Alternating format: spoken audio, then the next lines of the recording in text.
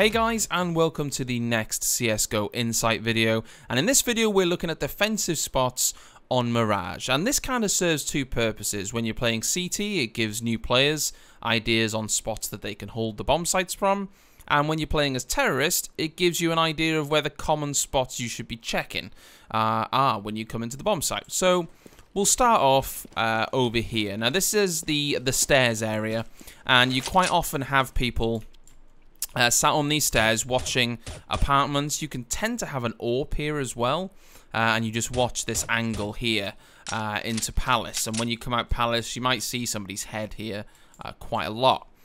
Also, this guy on stairs, he can peek out here if somebody's ramp, and if you're coming up this area you've got to be aware that somebody could be on these stairs. The problem with the stairs is that if no one's covering mid, you're kind of vulnerable from somebody coming up connector. You know, if somebody comes up connector and your mid guy isn't doing his job and they come from underpass maybe, you're pretty exposed if they don't know or you don't know that they're there. Another common place to play A from is a little hidey hole over here. The little firebox hidey hole. Sometimes, especially on ecos, players might hide here. They'll wait for you to come on site, you'll think it's clear, and it's not. He's hiding in this hole. You can check this from Sandwich. If you come over to Sandwich and you come up and you're checking everywhere, if you're here, you can see somebody there. You'll be able to see half his body, so you're gonna know that they're there as long as you're checking every spot. There's two spots on the site that people can play from as well. I mean, there's the 3-stack area here. Somebody can play from here, and they can peek out. Again, they can use this as an AWP spot as well, which is sometimes quite popular. They're a little bit more vulnerable here, though. It's a bit of a risk because, again, you need somebody holding mid for you properly. So holding mid and covering the underground, or you're going to get shot in the side. And also, you kind of, if you get rushed, you kind of pinned in over here. You can play from these crates here as well, but you're very vulnerable here because the guy, if he comes to Tetris, can see your head, and you can get pushed from Palace as well. Under the balcony is another common spot that you can play, and it's quite a common spot for people to check, so you've got to be wary of that. People are going to check this spot, and if you come out of Palace, people are always, or most of the time, they're going to throw grenades down here, so you've got to be careful. What you can do, though, if we give ourselves a Molotov, what you can do, if we give ourselves a flashbang as well, what you can do if you're under balcony, if you're playing this defensively, and you know that some guys are coming up Tetris, what you can do is you can throw a flashbang off this piece of wood here. Throw that off that. It's going to pop right in the air. So I tend to do this quite a lot. So if I'm playing defensively here, and I've smoked off the apps, or we've got somebody on stairs over there, and they're watching Palace, and they say, right, 2 guys have just come up Tetris. I'll throw a flash off there. Hopefully they'll be blind, not always, and then I'll peek out. I'll peek out, and I'll try and take at least one of them out and get back in. You've got to be careful here, as I say, for people in apps. But you can do a joint click Molotov that will go straight into the apps. By joint click, I mean holding mouse 1 and mouse 2, so it kind of is a custom strength, if you like. So those are the things that you can do on A. You can push up as well, but it's a bit risky. You can push up here on an eco. It's probably worth it if you're on an eco, but on a buy round, I probably wouldn't recommend it. The only other spots that you need to be aware of is an AWPer playing from jungle. You can kind of see this angle here. If I give myself an AWP,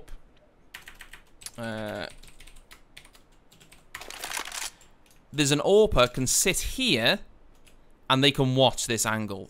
And if they're good enough, they can take you out. So when you're pushing Palace, you have to be aware that somebody's going to be here and smoke it off. They could pick another angle and they could sit here instead. And if they're really cheeky, assuming again that they've got somebody helping them at mid, you can actually sit on this box here and you can get a really good angle on apartments. And I've tended to do that quite a bit. But that's quite reliant on having somebody, you know, in mid sort of covering your back. Now moving on to mid. Mid's pretty self-explanatory. You can either play mid from the connector. You can have a guy with a rifle sort of sitting connector and and holding these spots, you know, holding underground, holding to the right side. You can also have an AWPer that might peak this angle at the beginning of the round, or you might even go lower as well. Or you have the standard mid window, and the AWPer will tend to come to mid window, and you'll peak this angle here. He may sit here, or he may try and use an off angle and have something in the center instead. What tends to happen sometimes as well, and you need to be wary of this, especially if the AWPer's having a good game and he's feeling pretty confident. What he might do is he might throw a flashbang off here. So he might throw a flash off here, let it go off, and he's going to peek over here and look straight into underground. Sometimes AWPers, especially if they're feeling a bit fancy, they're going to do that, and you've got to be careful of them doing that. So let's move over to B. And there's a couple of spots on B which are the most common places. Again, you might have an AWPer playing this area here. He might be here in kitchen watching upper. And if you're pushing B, you need to be prepared for him. Even if they don't have an AWP on B, if they've got an AWP on mid and the call's been made that you're pushing B, the AWPer might have already rotated from mid, and that means they might have two on the site and an AWPer defending from kitchen. So you need to be aware of that. One of the other common spots is, and this is a particular spot that I like to sit, give myself an M4. I like to sit here every now and again. If you walk along this crate here, you'll see that you kind of flick up a little bit on the corner, and you can jump on this crate, and you can just see the edge of this window here. And what that does is it gives you a little idea that they're coming. You might not always be able to kill them if they come into your crosshairs here. You might be able to kill them with a well-controlled spray. But even if you don't, you know they're coming, you can drop down, and you can be prepared for them. So that's a nice little spot there that you can sit. Bench, or forest, as some people call it, is another spot that people like to play. So when you're coming from upper here, you might expect somebody behind this wall, watching this sort of angle here. And this can change, because the guy can sit here. You can go close van, which is a little bit, it's a little bit of a problem if you sit here, because you can get naded really easily, and if you're rushed and you don't get the first couple of picks, you're quite vulnerable. Or you can also just play from the site. You can potentially just play from the site, and you can just move constantly and never stay in the same place and play from there. What you're also going to find is you're usually going to have a guy short, and he can be potentially around this pillar. You can be playing around this pillar, waiting for people to come, and sort of playing this angle. He might be tight in against this wall. Or he might be the type of short player that likes to push regularly and support the guy at mid. So if you're coming out underground or you're pushing mid, you need to be prepared for a guy that's going to be a bit pushy, and he's going to push short. He's going to come to these sorts of areas to take engagements. Or he might be playing defensively in ladder room. And it's something you need to be aware of as well, because if you're playing slow and you're working mid, this ladder room guy might be in here waiting. And if you're not paying attention, he could potentially see you there. And it's just a case of playing the game and working out what the players like to do. You know, if the players are constantly pushing short, then the chances are they're going to carry on doing that if they're getting success with it. And it's about learning what the players are doing and doing something different. For instance, if you know a guy is always playing under balcony on A, we'll go apps and throw a Molotov under there to flush him out, have a guy ramp ready to capitalize on that. And those are the spots, the main spots. I mean, you can play different spots, and you can learn different spots.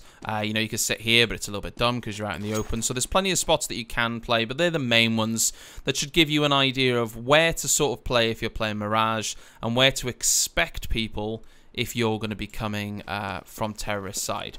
One other point which I didn't mention, but it can be quite a problem on upper B. You can quite often have an AWPer at the end of apps here. He could be on this crate here, or he could be on the truck. And also, sometimes people like to be a little bit sneaky. They like to hide in this upper palace area here, or on this area here, on the chair. What they'll do is they'll smoke this area off potentially. They'll sneak up to here, and you'll walk past thinking nobody's here, and they'll wipe 4 of you out. So you gotta be super careful. So that's the spots for Mirage that I've gone through. Hopefully it'll help newer players, especially people that aren't that familiar with Mirage. But most seasoned players will be pretty familiar with it now. It's like the new Dust 2 of CS. But hopefully it's useful. And as always, guys, I'll see you next time.